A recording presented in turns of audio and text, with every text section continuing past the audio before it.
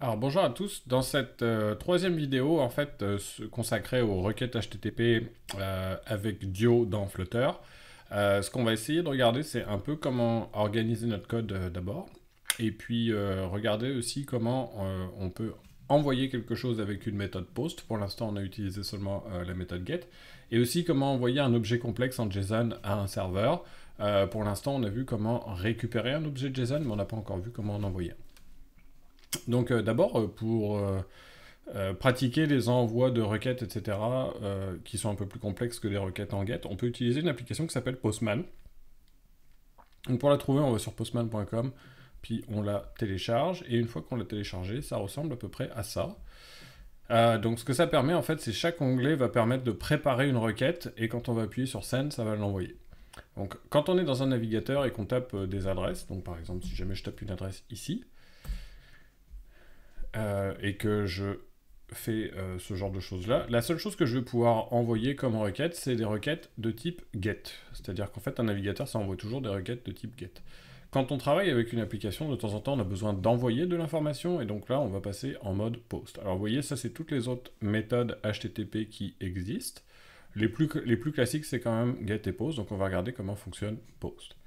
Donc pour créer notre requête, en fait, on va donner l'URL ici. Mais la différence entre une méthode get et une méthode post, c'est qu'en post, on a aussi un body, c'est-à-dire en fait une quantité d'informations qui va être véhiculée par la requête, sans être manipulée, sans être touchée, sans être lue par les différents ordinateurs qui sont entre nous et le serveur. Donc pour spécifier un body dans Postman, on va aller cliquer sur body ici. Et comme nous on veut envoyer un body en JSON, on va aller sélectionner raw, c'est-à-dire qu'en fait on va l'envoyer sous la forme du texte brut, et on va sélectionner ici JSON dans la liste à choix, et ensuite on va taper notre JSON. Alors là, le web service que j'utilise pour illustrer aujourd'hui, c'est un serveur qui est déployé avec une méthode de sign-up, donc pour l'inscription, et ce à quoi ils s'attendent pour une inscription, c'est un username et un mot de passe. Donc par exemple ici, si je m'appelle Bob, et que j'envoie la requête une première fois, il va me dire que mon inscription s'est bien passée et que mon username est Bob. Évidemment, comme je viens juste de m'inscrire comme Bob, si je l'envoie une deuxième fois, cette fois-ci, je vais avoir une erreur qui me dit que je ne peux pas finalement envoyer deux fois ce type de requête.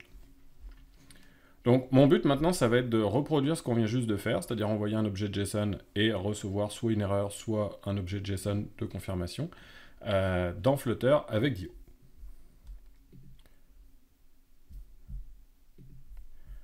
Donc au niveau de mon code, on était rendu à avoir quand même pas mal de fonctions d'accès à l'internet ici.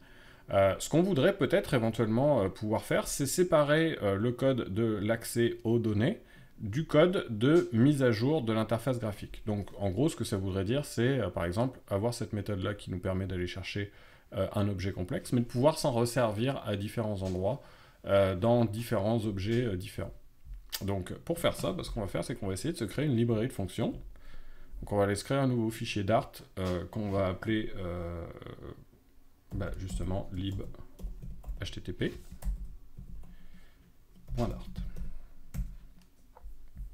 Alors on l'ajoutera dans le Git après. Et puis on va essayer de regarder ce qui se passe si jamais par exemple j'essaye de prendre ce truc là et que j'essaye de séparer ce qui est de la gestion de l'état de l'accès HTTP. Donc si jamais j'arrive ici, je fais ça, je vais pouvoir aller importer les différentes librairies qui sont nécessaires. Ici, truc. En fait, ce dont on se rend compte, c'est que ce qui était spécifique à l'objet graphique qu'on avait sous la main, c'était le this.truc et le setState. Donc, en fait, au lieu de faire ça, on voudrait simplement faire un return de truc. Et le setState se fera à partir de l'objet. Et ici, on va faire un truc. On va dire que le type de retour, c'est un truc. Alors, il va falloir que ce soit un futur parce que c'est une méthode asynchrone. Mais on va voir que ça s'utilise de la même manière. Et ici, on voit qu'on n'aura pas la possibilité d'avoir un setState. Au niveau du main, en fait, on va garder la même méthode, c'est-à-dire qu'il faudra quand même qu'on ait une méthode qui l'encapsule. Simplement ici, au lieu de faire tout ce qui est Dio à cet endroit-là, on va simplement aller appeler la méthode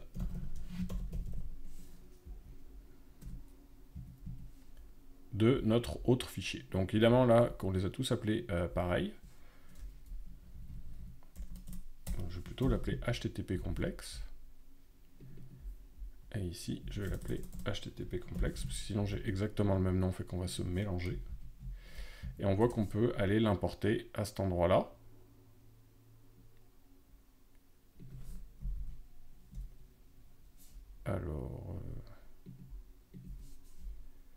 Alors ici, il va falloir simplement faire un await, puisqu'on a un futur. Donc c'est-à-dire qu'on va dire que ça va créer un accès, un accès bloquant. Ça va attendre que le async est fini, récupérer son résultat et faire le set state. Alors ici, il faudrait qu'on ait quand même un try.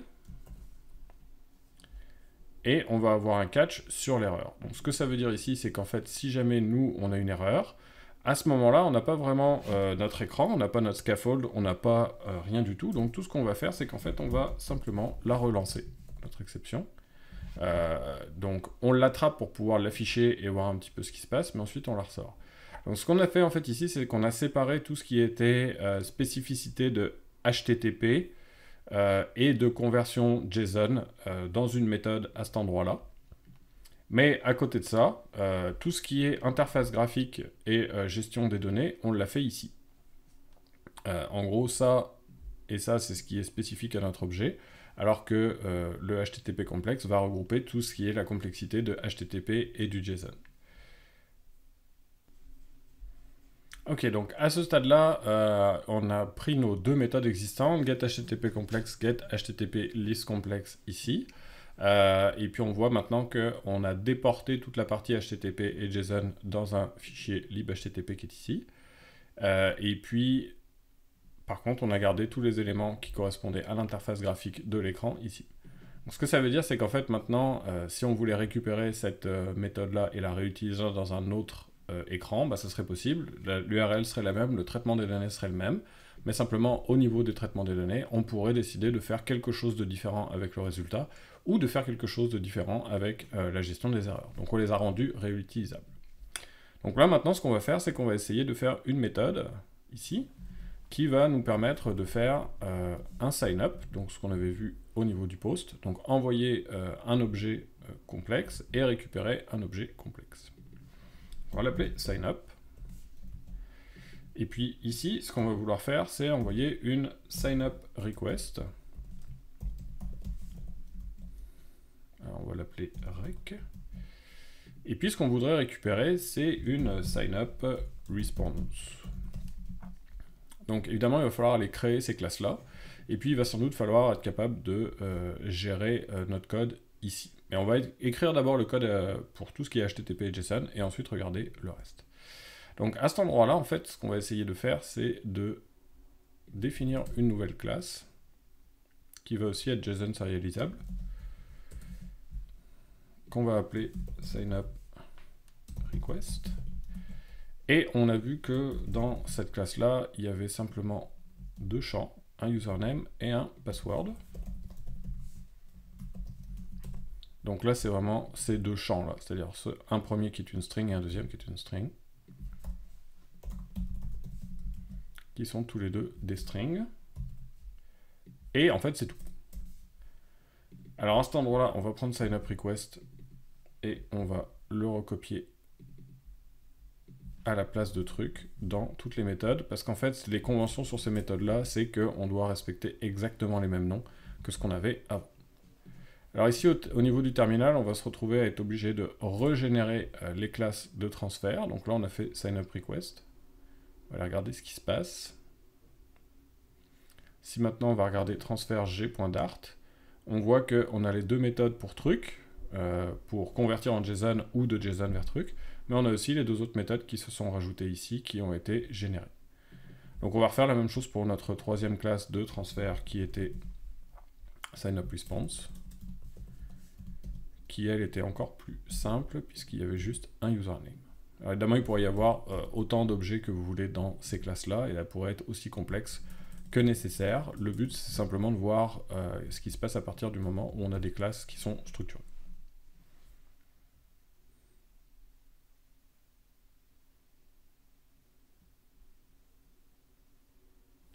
Ok. Ah oui, j'ai oublié ici. Voilà, donc on a nos classes de transfert qui sont complétées. Le code JSON a été généré, donc on a notre code JSON ici qui a été généré. Et donc maintenant, on va essayer de regarder comment faire pour faire un post. Donc en fait, au niveau du post, ce qu'on a, c'est qu'on a à peu près la même méthode. Sauf que en plus de l'URL, on va avoir un paramètre qui s'appelle data, qu'il va falloir qu'on lui passe. Donc on va aller ici, on va faire virgule, et ici on va pouvoir lui donner un paramètre nommé qui s'appelle data. Donc pour les paramètres nommés, on écrit data, deux points, et puis on va pouvoir lui passer un objet en paramètre. Alors là, évidemment, il va falloir aller chercher la même URL que ce qu'on avait tout à l'heure dans Postman, pour que ça soit envoyé au bon endroit.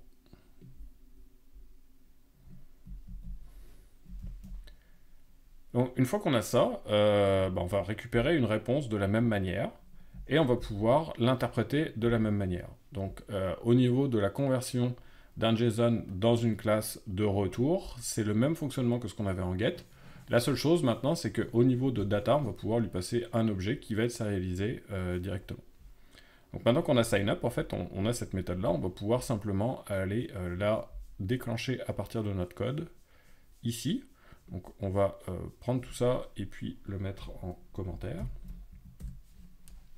Et puis ce qu'on fait, c'est qu'on va essayer simplement de faire un sign-up. Oups. Alors avant ça, évidemment, il va falloir créer notre sign-up request.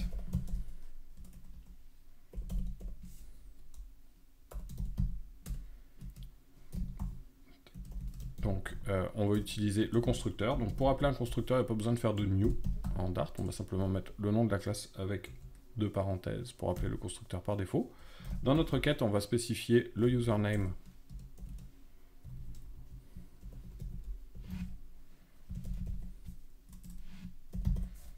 et le mot de passe.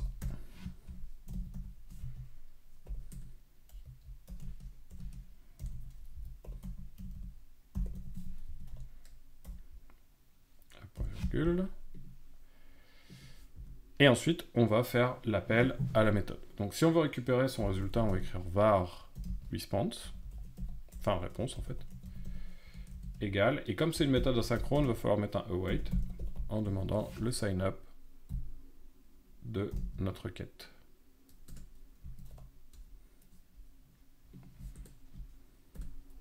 Alors ici, il va nous demander de définir notre méthode comme asynchrone, et ici, on va pouvoir afficher la réponse. Alors tout ce que j'ai écrit ici, évidemment, j'aurais pu le regrouper dans une méthode à l'écart. C'est sûr qu'on veut éviter d'essayer de mettre trop de code à l'intérieur de la hiérarchie d'objets graphiques, parce que c'est sûr que ça alourdit le code, mais ça nous permet quand même de tester si ça marche. Donc là, on est rendu ici. Alors comme d'habitude, hein, on a juste à sauvegarder, et a priori le code est mis à jour dans Flutter, il n'y a pas besoin de redémarrer l'application. Donc là, on voit qu'on arrive ici, qu'on va faire notre sign-up, que notre exécution se déclenche, et qu'on arrive avec une response, qui est le sign-up response avec Joris Deguet. Donc par défaut, on va avoir ce truc-là qui se déclenche. Si jamais je le déclenche une deuxième fois, là je m'attends à avoir une erreur, parce que le compte existe déjà, donc normalement il devrait me dire que j'ai un problème. Donc là on va réexécuter une deuxième fois en debug encore une fois. Et là, on va se rendre compte qu'en fait, on n'a pas ce à quoi on s'attendait. Là, on a une erreur de type 400, etc. Donc là, la question, c'est comment faire pour attraper cette erreur-là. Et ça va être à peu près toujours de la même manière, c'est-à-dire qu'on va écrire un try-catch. Donc ici, on va écrire un try autour du plus gros bloc de code. Et on va lui dire de catch une éventuelle erreur qui va nous permettre de mettre un breakpoint. Et surtout de gérer cette erreur-là au niveau de notre code, en mettant par exemple un message d'erreur pour l'utilisateur.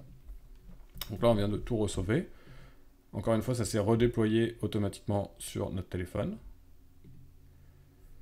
On va revenir dans notre met.dart et on va appuyer sur notre bouton plus.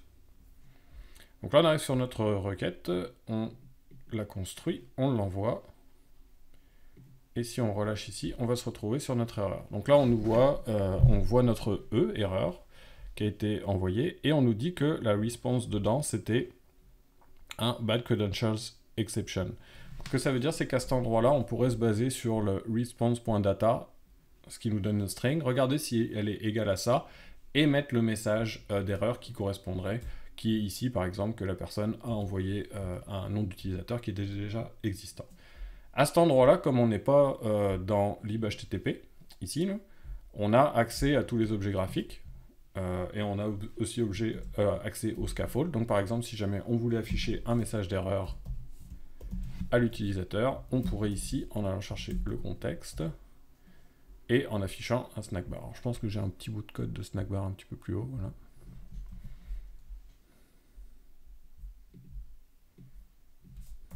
Alors, on pourrait par exemple imaginer qu'on va faire un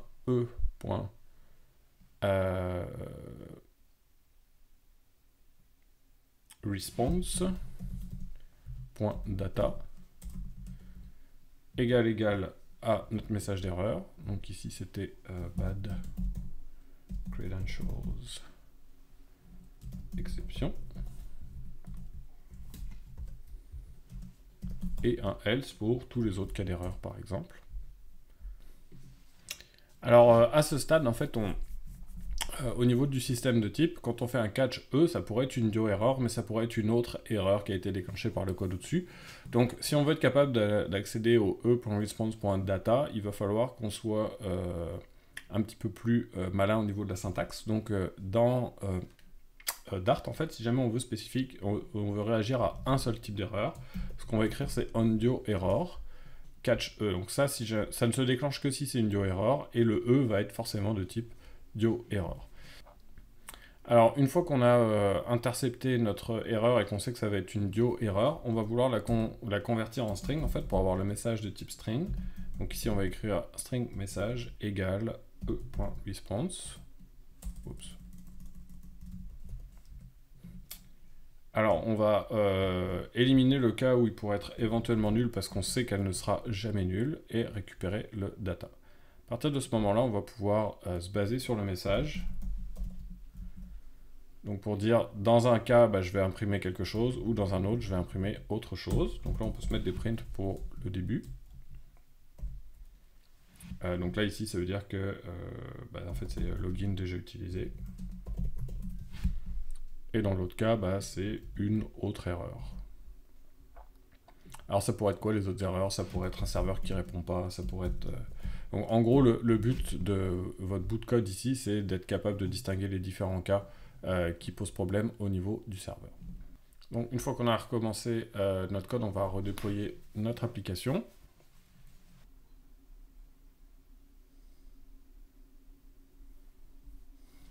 Donc ici, on va pouvoir réenvoyer une requête à cet endroit-là.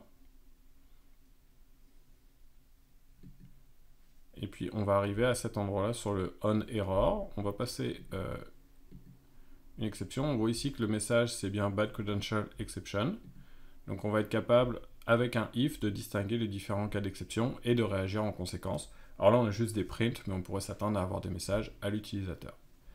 Donc dans cette vidéo, on a vu comment séparer finalement la partie logique réseau de la partie logique de l'interface graphique au niveau des accès HTTP. On a vu aussi comment, au niveau d'un appel en post, envoyer un objet complexe et réceptionner un objet complexe.